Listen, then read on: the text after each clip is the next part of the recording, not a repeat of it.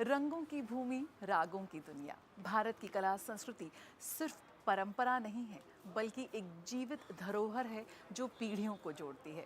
यही वजह है कि हफ्ते दर हफ्ते हम आपके लिए लेकर आते हैं भारत की कला संस्कृति को समर्पित ये बेहद खास कार्यक्रम रंग तरंग। मैं हूं जया सिन्हा और आपका बहुत बहुत स्वागत है रंग तरंग के इस खास अंक में, जो कि हर धुन की अपनी एक अलग कहानी होती है, हर कला की अपनी एक अलग साधना होती है। यहाँ पे तो हर एक शिल्प के पीछे छुपी है सदियों की साधना। यही तो वजह है कि ये रंग तरंग हम समर्पित करते हैं हमारे कलाकारों को, हमारे कला साधकों को। तो देर कैसी, आइए शुरुआत करते हैं कार्यक्रम की। भारत के त्योहार आज सिर्फ भारत में ही नहीं मनाए जाते, बल्कि पूरी दुनिया में पूरे जोश और उल्लास के साथ मनाए जाते हैं। ये भारत के त्योहार हैं जो सीमाओं से परे सभी दुनियावासियों को एक सुर में पिरोते हैं। ऐसा ही तो एक त्योहार है दीपावली, जिसकी रोशनी, जिसकी खुशियाँ आज पूरे विश्व में बिखरती हुई नजर आ रही हैं। यूनेस्को द्वारा अपनी अमूर्त सांस्कृतिक धरोहर की सूची में दिवाली को शामिल किया गया है। आज वैश्विक मंच पर भारत की सांस्कृतिक पहचान और भी मजबूती के साथ लगातार बढ़ती हुई नजर आ रही है। बुराई पर अच्छाई की जीत वाली दीपावली अब सिर्फ भारत की सांस्कृतिक पहचान नहीं, बल्कि मानवता की अमूल्य धरोहर बन गई है। यूनेस्को द्वारा दीपावली को अमूर्त सांस्कृतिक विरासत में शामिल किए जाने से इस त्योहार की रोशनी अब वैश्विक मंच पर भी जगमगा उठी है। दिल्ली में लाल किले पर आयोजित यूनेस्को की एक अहम बैठक में दिवाली को मानवता की अमूर्त सांस्कृतिक धरोहर की सूची में शामिल किया गया। जो भारत की परंपराएं हैं उनको विश्व में मान्यता मिली, और ये ऐसी परंपरा है दीपावली की जो ना केवल त्यौहार है, बल्कि ये हमारे लिए एक ऐसा संदेश भी है जो हमें जीवन मूल्यों को सिखाता है। प्रधानमंत्री नरेंद्र मोदी ने यूनेस्को के इस फैसले पर खुशी जताई। सोशल मीडिया प्लेटफॉर्म एक्स पर लिखा कि भारत और दुनिया भर में लोग बहुत उत्साहित हैं। दीपावली हमारी संस्कृति और सोच से बहुत जुड़ी हुई है। ये हमारी सभ्यता की आत्मा है। ये रोशनी और धर्म का प्रतीक है। दीपावली का यूनेस्को की अमूर्त विरासत सूची में जुड़ना इस त्योहार की वैश्विक लोकप्रियता को और बढ़ाएगा। प्रभु श्री राम के आदर्श हमें सदा मार्ग दिखाते रहें। गृह मंत्री अमित शाह ने दीपावली के यूनेस्को की अमूर्त विरासत सूची में शामिल होने को लेकर देशवासियों को बधाई दी। उन्होंने अपने सोशल मीडिया अकाउंट एक्स पर लिखा, यूनेस्को की अमूर्त विरासत सूची में दीपावली का शामिल होना भारत के लिए गर्व का पल है। ये हमारे प्राचीन सांस्कृतिक मूल्यों के महत्व को आधुनिक समय में भी दर्शाता है। प्रकाश का ये त्योहार हमें प्राचीन काल से ही अच्छाई और धर्म की जीत पर विश्वास करना सिखाता आया है। अब ये जानकर बहुत खुशी होती है कि ये दुनिया भर में भी भलाई को बढ़ावा देगा। दीपावली मानवता की अमूर्त सांस्कृतिक विरासत सूची में शामिल होने वाली भारत की 16वीं सांस्कृतिक परंपरा है। इस लिस्ट में कुंभ मेला, कोलकाता की दुर्गा पूजा, गुजरात का गरबा नृत्य, योग, वैदिक मंत्रोच्चार की परंपरा, रामलीला, महाकाव्य रामायण की पारंपरिक प्रदर्शन पहले से ही शामिल है। सरकार से लेकर विपक्ष तक हर किसी ने इस फैसले पर गर्व जताया। बुराई पर अच्छाई की विजय का प्रतीक है। ऐसे त्योहार को विश्व धरोहर की सूची में मान्यता की दिया जाना निश्चित रूप से हम सब के लिए अत्यंत प्रसन्नता और सौभाग्य का विषय है। दीपावली को भगवान राम के 14 वर्षों के वनवास के बाद अयोध्या लौटने की खुशी में मनाया जाता है। इस दौरान घरों और मंदिरों को दियों और रंगोली से सजाया जाता है। लक्ष्मी माता की पूजा करके धन और समृद्धि की कामना की जाती है। अयोध्या और वाराणसी में दीपावली का उत्सव देखने लायक होता है। हर साल इन शहरों के घाटों पर लाखों दियों की जगमगाहट होती है, जो इस त्योहार की भव्यता और रोशनी को अद्भुत रूप से प्रस्तुत करते हैं। ये पहला मौका नहीं है जब दीपावली को वैश्विक पहचान मिली हो। हर साल भारत ही नहीं, विदेशों में भी धूमधाम से त्योहार मनाया जाता है। Singapore, Malaysia, Mauritius, Trinidad and Tobago और फिजी जैसे देशों में भी दीपावली पर सार्वजनिक अवकाश होता है। यूनेस्को की इस मान्यता के बाद दीपावली भारत की विरासत से आगे बढ़कर पूरी मानवता की साझी संस्कृति का प्रतीक बन गई है। दिल्ली से सुयश के साथ ब्यूरो रिपोर्ट, डीडी न्यूज।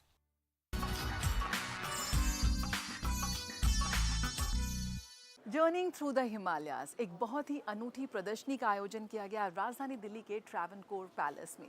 ये थी भारत की सांस्कृतिक यात्रा। कैसे आज युवा कठिन रास्तों पर, ऊंची पहाड़ियों पर रोमांच की तलाश करते हैं। कैसे इन तस्वीरों के जरिए उन्होंने प्रकृति को और भी करीब से महसूस किया। कैसे हम अपने एक जीवन में और प्रकृति के साथ एक बैलेंस बना सकते हैं। ये सब कुछ जाना इस अनूठी प्रदर्शनी में। आइए आपको भी ले चलते हैं इसमें।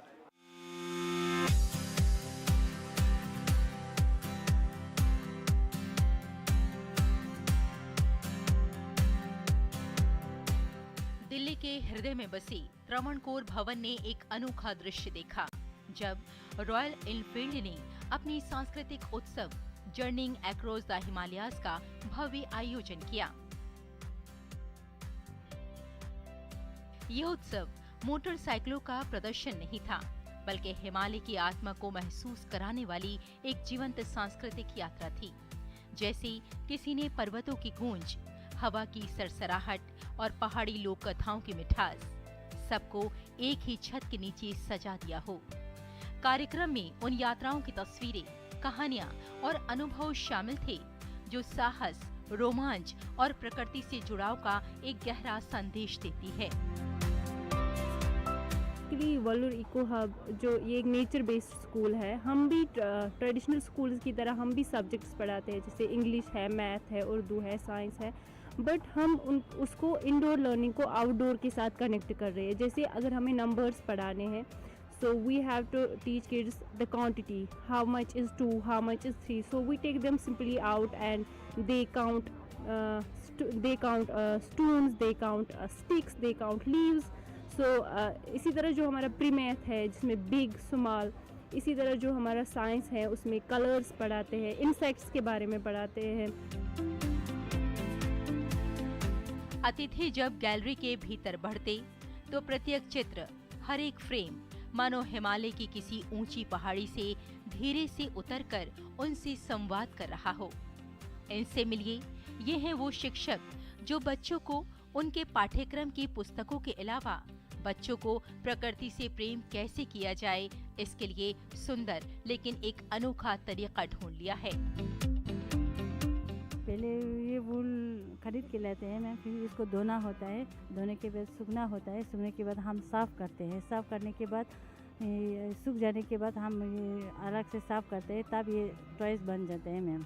बहुत अच्छा लग रहा है। अभी तो मैं सीख रही हूँ, अभी स्टार्ट किया है। हम ये वुलन स्नो लेपर्ड बना रहे हैं और ये मैं उसका सर बना रही हूँ अभी। इस आयोजन के माध्यम से सिर्फ यात्राओं का जश्न नहीं मनाया गया, बल्कि उस अदम्य मानव आत्मा को सलाम किया जो नई राहें खोजने का साहस रखती है, जो कठिन रास्तों में भी रोमांच ढूंढ लेती है और जो प्रकृति के साथ कदम से कदम मिलाकर जीवन की एक नई परिभाषा लिख देती है।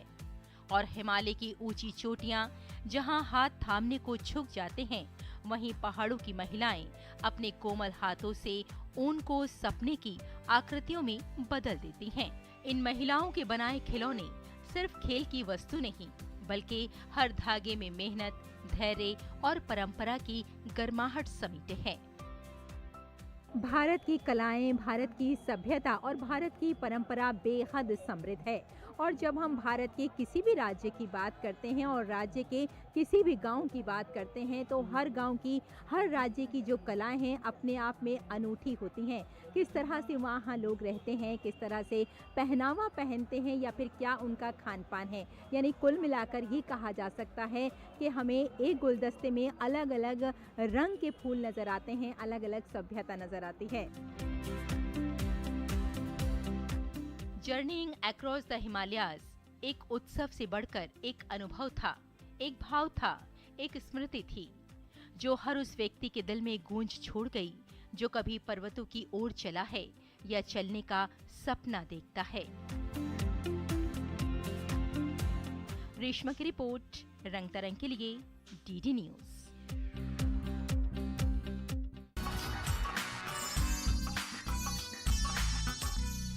आज आप जब भी बाजार में जाते हैं तो आपकी नज़र सिर्फ उन सिंथेटिक फाइबर्स पर ही पड़ती है। आइए आपको ले चलते हैं एक बेहद खास उत्सव में, एक बेहद अनूठी प्रदर्शनी में, जहां पर आपको हम मिलवाते हैं हमारे देश के सबसे ज़्यादा नज़रअंदाज किए गए नेचुरल रिसोर्स से। एक ऐसा फाइबर जो हमारे देश में सबसे ज़्यादा मिलता है लेकिन सबसे कम लागत में है और सबसे ज़्यादा इसको नज़रअंदाज किया जाता है। भारत का अपना शुद्ध देसी ऊन।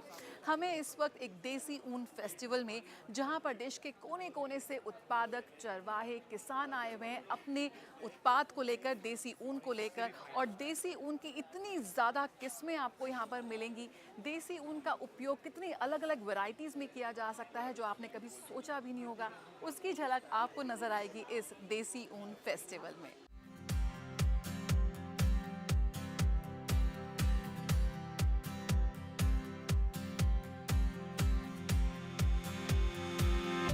हम लोग राजस्थान में काम करते हैं पशुपालकों के साथ, मगरा ऊन पे, जो राजस्थान की देसी ऊन है। और हम देसी ऊन कलेक्टिव का पार्ट हैं, जो देश भर में जितनी भी संस्थाएं, जितने भी स्टार्टअप्स, इनोवेटर्स देश की लोकल देसी ऊन पे काम कर रहे हैं पशुपालकों के साथ। ये कलेक्टिव उन सबका एक तरीके से we come together to raise awareness. हमारे देश की ऊन के बारे में कितने लोग जानते हैं? हम ऊन के ऊपर इतना सोचते भी नहीं है, और ये एक बायोफाइबर है जो हमारे देश का है। सो देसी ऊन के अंदर अगर आप देखें तो बहुत सुंदर सुंदर देश भर की हस्त कारीगरी है, चाहे बुनाई हो, चाहे हाथ के एम्ब्रॉयडरीज हो, बहुत अलग अलग तरीके के प्रोडक्ट्स हैं, फेल्टिंग है। और इसके अलावा और बहुत सारी चीज़ों में जिसमें ऊन का इस्तेमाल हो सकता है जो हम नहीं जानते हैं आज की डेट में। बीट ग्रीन आर्किटेक्चर, अकूस्टिक्स की हम बात करें, हर शहर में आज की डेट में नॉइज़ प्रॉब्लम है, पोल्यूशन प्रॉब्लम है, गर्मी एक बहुत बड़ी प्रॉब्लम है।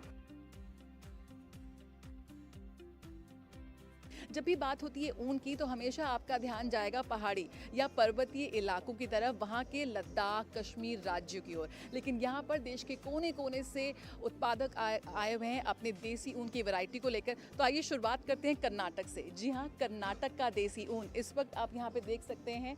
यहाँ पर जिस तरह से डेक्कन में किस तरह से ऊन से काम किया जाता है, उसकी एक झलक यहाँ पर दिखाई गई है। कैसे ऊन से अलग अलग उत्पाद बनाए गए हैं वो भी आप देख सकते हैं। आप बताइए अब क्या कुछ लेकर आए हैं, और डेक्कन की कैसे आप देसी ऊन यहाँ पर प्रदर्शित कर रहे हैं? ये हमारा प्रोडक्ट से पूरा वो नेचुरली डाई होता है, मतलब वो अलग अलग सीजन्स में अलग अलग कलर आता है।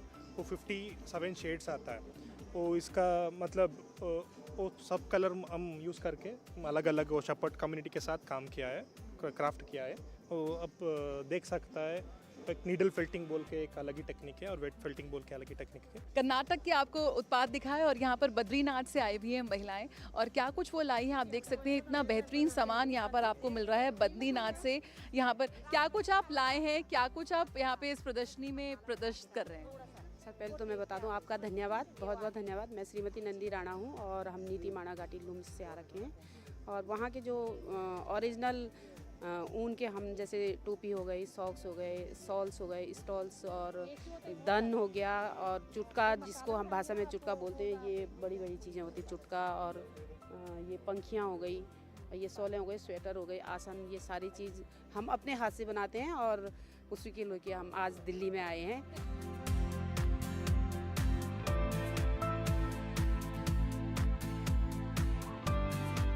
हमारे साथ राहुल है इस वक्त। राहुल, थोड़ा बताइए, सेंटर फॉर पास्टोरलिज्म से ये जुड़े हुए हैं, और ये जो इनिशिएटिव है हमारे चरवाहों को एक बाज़ार देने का, प्रमोट करने का देसी ऊन को, वो उससे जुड़े हुए हैं। राहुल, किस तरह से हम देसी ऊन को आज अलग अलग चीज़ों में इस्तेमाल कर रहे हैं, और आप कह रहे हैं कि इंडस्ट्री में भी देसी ऊन का इस्तेमाल हो सकता है, कैसे? हाँ, बिल्कुल सही है कि हम लोग क्राफ्ट के साथ काम करते हैं, हेरिटेज के साथ काम करते हैं, लेकिन ऊन इतना अच्छा मटेरियल है जो फ्यूचर फैब्रिक भी बन सकते हैं। इंडस्ट्री में thermal insulation, acoustic insulation, packaging, इसका फ्लेमेबिलिटी, बहुत हाई टेम्परेचर में आग नहीं लग जाता है। It's an incredible properties for insulation. तो हम यहाँ इस एग्जीबिशन में ये प्रोडक्ट अलग अलग तरीक़ा के, ऑटोमोबाइल इंडस्ट्री में फ्लोर मैट्स, बिल्डिंग का इंडस्ट्री में अकूस्टिक थर्मल इंसुलेशन, तो हम लोग इस तरह का भी हम कोशिश कर रहे हैं कि उन सिर्फ क्राफ्ट में भी बट इंडस्ट्री में अडॉप्ट हुए हैं। यहाँ पर मानना है कि जो हम जितना ऊन का उत्पादन होता है उसका एक बहुत बड़ा हिस्सा डिस्कार्ड कर दिया जाता है क्योंकि उसकी सही उपलब्धता और उसकी सही यूसेज नहीं पता है। कैसे जो आपका ये कलेक्टिव है एक बाज़ार दे रहा है हमारे फार्मर्स को, हमारे लोकल प्रोड्यूसर्स को, और कैसे इंडस्ट्री तक इस ऊन को पहुँचाने में आपका इनिशिएटिव है? तो जैसे हम लोग टाटा मोटर्स के साथ हम डिस्कशन चल रहा है। एक ऑर्गेनाइजेशन है इकोफेल्ट जो हमारे साथ ये प्रोटोटाइप्स डेवलप कर रहा है।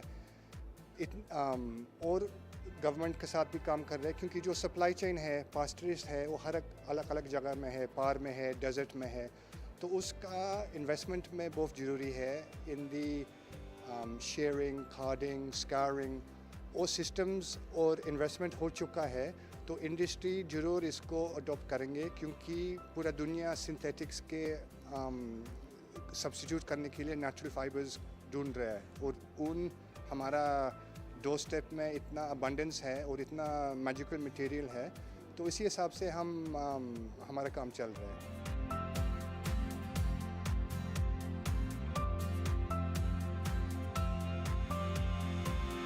हमारे पास ये मफलर है और क्या बोलते हैं बेडशीट है प्योर वुलन का, और सॉक्स लेकर आए हैं।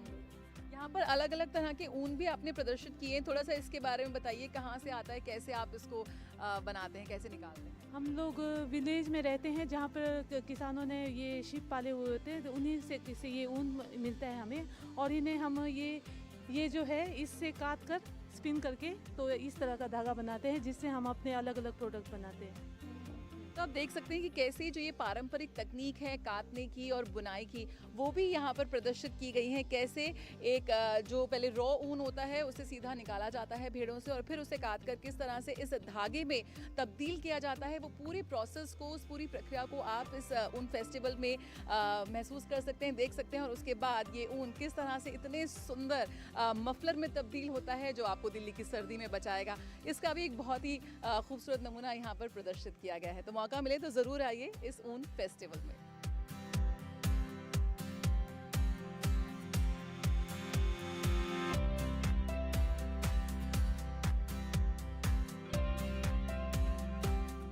राजस्थान से आप आए हैं, देसी ऊन की राजस्थान में कौन सी ऐसी वैरायटी जो सबसे ज़्यादा लोकप्रिय है? राजस्थान में सबसे ज़्यादा शीप वूल फाइबर, कैमल वूल फाइबर, और हमारे पास प्रोडक्ट मल्टी यूटिलिटी प्रोडक्ट है, जैसे आईपैड स्लीव्स हैं, लैपटॉप कवर है, वॉलेट्स हैं। वहाँ पे आप देख रहे हैं कि होम फर्निशिंग है, कुशन कवर्स हैं, हमारे पास दरिया हैं जो शीप वूल फाइबर की बनी हुई हैं, और हम सपोर्ट करते हैं पैस्टोरल कम्युनिटी को जो भेड़ पालक हैं, ऊँट पालक हैं, उनके लाइवलीहुड को इंश्योर करते हैं।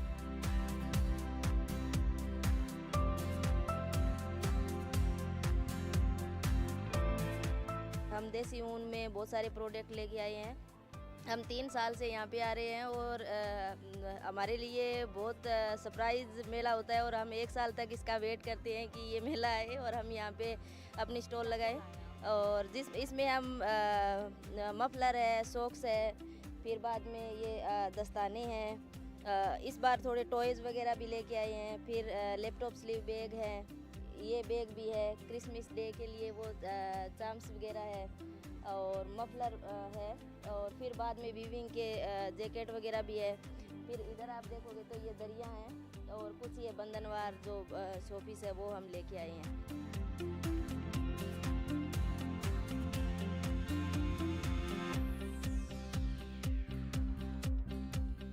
बहुत अच्छा एक्सपीरियंस रहा। I bought some pashmina hat and some socks and some yak, so it was pretty unique. आप सब लोग भी यहाँ पर आएँ बिकॉज़ यहाँ पे बहुत ही यूनिक जो हमारे देश का लोकल वूल वैरायटी होता है, देसी ऊन जिसको बोलते हैं, उसके बने हुए बहुत सारे हैंडमेड प्रोडक्ट्स हैं।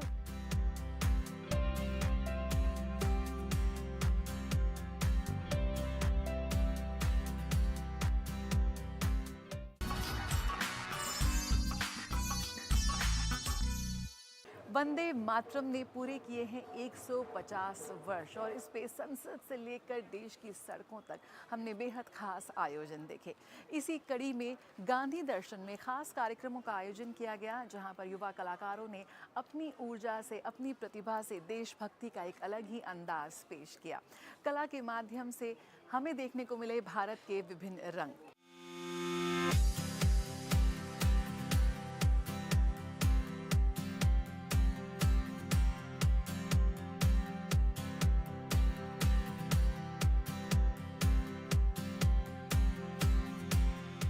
गांधी दर्शन के शांतिपूर्ण आंगन में जहां विचारों और संघर्षों की गूंज सुनाई जाती है, वहां रंगों का एक नया उत्सव था।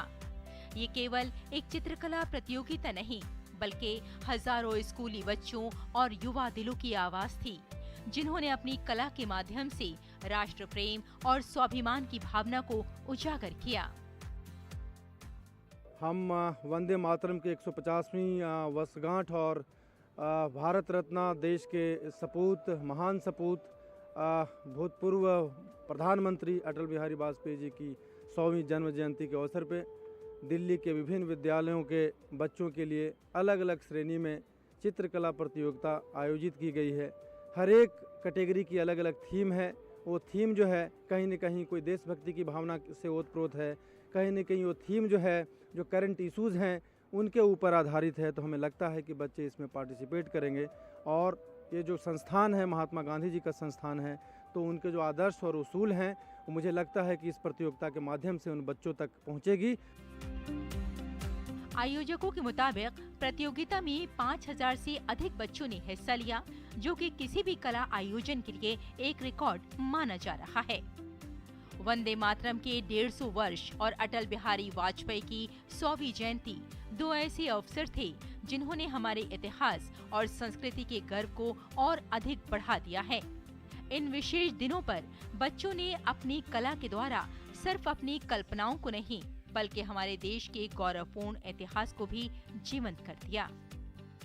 गांधी दर्शन के लिए आए हैं और मेरा स्कूल सर्वोत्तम इंटरनेशनल स्कूल है और मेरे को ऑपरेशन सिंदूर चूज़ इसलिए किया क्योंकि आई थिंक वो सबसे हॉट टॉपिक है आजकल टाउन में। दैट्स व्हाई मैंने उस टॉपिक को चूज़ किया है। मैं यहाँ पे आज एक पेंटिंग बना रही हूँ। ऑपरेशन सिंदूर टॉपिक है। ऑपरेशन सिंदूर हमारे लिए बहुत स्ट्रगल वाला मूवमेंट था, जैसे कि हम इंडियंस ने एक हमारा सिटीज़न खोया because of the religion. The terrorist made that, but for that I am making a painting on the topic. यहाँ पे मैं बर्ड्स बना रही हूँ, वाइट बर्ड्स, जो कि सिंबलाइज करता है पीस को। और यहाँ पे मैं बिल्डिंग्स बना रही हूँ जो फ्री पब्लिक सर्विसेज के लिए वो सिंबलाइज किया गया है। मैं इसमें ये बना रहा हूँ कि जैसे हमें कहीं नीचे से जाने में थोड़ी दिक्कत हो सकती है, तो जाम हो कुछ हो तो फिर वो बिल्डिंग से बिल्डिंग शिफ्ट हो सकता है या फिर कोई इमरजेंसी में भी शिफ्ट हो सकता है। जैसे ये एक कार्ट बनाई है मैंने बिल्डिंग से बिल्डिंग शिफ्ट होने के लिए। और ये रॉकेट है जो स्पेस में जा रहा है, ये सैटेलाइट है, ये रोबोट है। ये चित्रकला प्रतियोगिता जो गांधी दर्शन में आयोजित हुई केवल एक कला कार्यक्रम नहीं थी, ये एक सशक्त संदेश था कि ये युवा पीढ़ी कला और रचनात्मकता के माध्यम से अपने राष्ट्र और उसकी धरोहर के प्रति अपनी श्रद्धा व्यक्त कर रही है। राष्ट्रगीत वंदे मातरम के 100 साल पूरे होने पर और पूर्व प्रधानमंत्री अटल बिहारी वाजपेयी की 100वीं जयंती के उपलक्ष्य में गांधी दर्शन में एक चित्रकला प्रतियोगिता का आयोजन किया गया, जिसमें दिल्ली के बहुत सारे स्कूलों ने हिस्सा लिया और तकरीबन ये कहा जा सकता है कि 5,500 से ज्यादा बच्चे आज इस प्रतियोगिता का हिस्सा बने।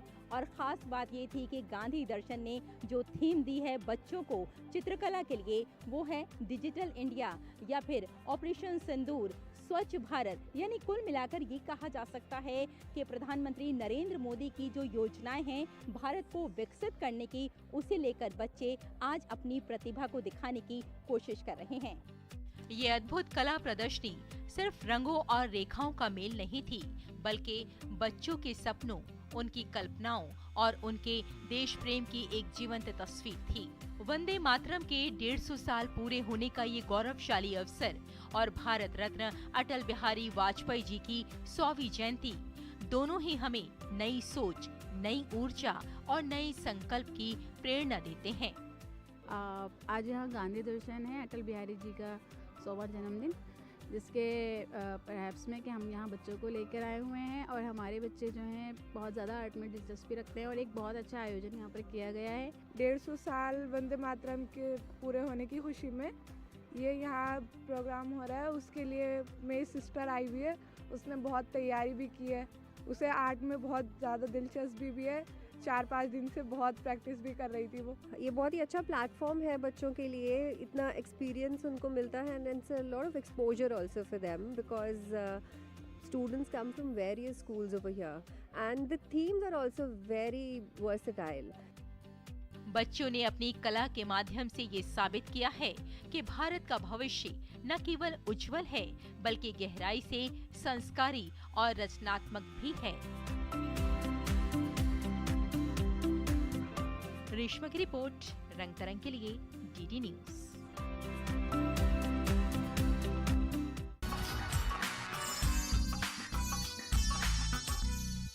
भारत के हर रंग में, हर तरंग में वो विविधता है, वो विशेषता है जो शायद आपको कहीं नहीं मिलेगी। ये विविधता ही हमारी एकता की सबसे मजबूत पहचान है। तो कला के किसी ना किसी रूप से आप खुद को ज़रूर जोड़े रखें, क्योंकि यही आपकी मुलाकात आपसे यानी कि खुद से कराती है। रंग तरंग के आज के इस अंक में इतना ही। मुझे मेरी पूरी टीम को दीजिए इजाज़त। नमस्कार।